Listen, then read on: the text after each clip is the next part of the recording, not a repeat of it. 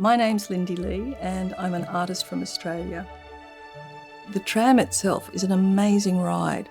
It feels almost vertical. It's thrilling actually.